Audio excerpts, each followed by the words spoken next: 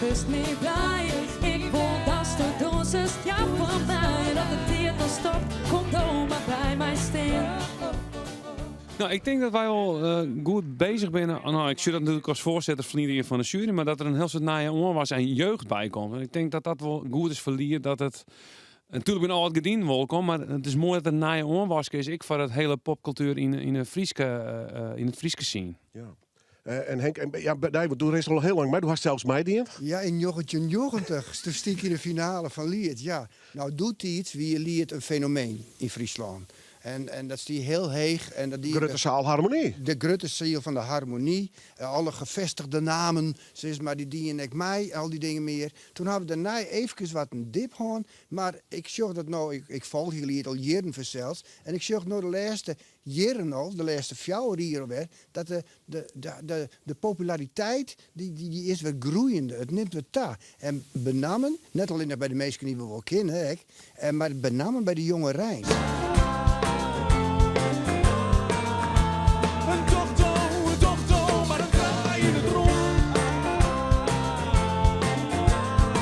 Als wij in de finale komen van Liert, dan moet dat wel wat. En dat is ik zo.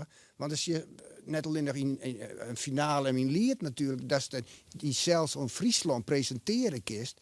Maar daarna, als ik nog winst, dan gaan we naar het regiofestival. Ja. Dat is landelijk. Ja. Nou, wat was nog meer? En ik ga zelfs ook even meewist in april naar Corsica. Dat is die Melissa Pander. Ja. Nou, dat is dan ook nog even een internationale uitstraling. Ja. De felicitaties voor de winnaar van Liert 2023.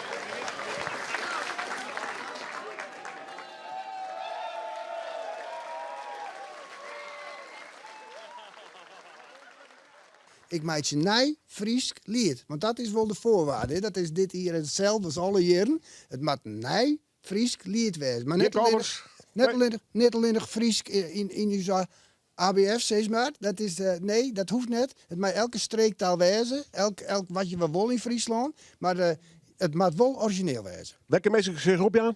Het kan via de site, dus via liert.nl of liert.frl denk ik, Sint-Wurg ik. Ja. Dus die is nij erbij. Ik om het Fries weer erbij te krijgen natuurlijk. En vanaf maandag is dat, aankomende maandag is dat inschroelbaar. Het gaat wel los. Dus. Ja, zeker. Wanneer is het? Ja, met moet wel even 15 maaien. Dan is de deadline. Het denkt er goed om. Ja, en Henk is streng. Daarvoor zit ik even met Pieter om eventjes dat te nemen. Dat moet wel gebeuren. Een dokter, maar een slag om een sterke.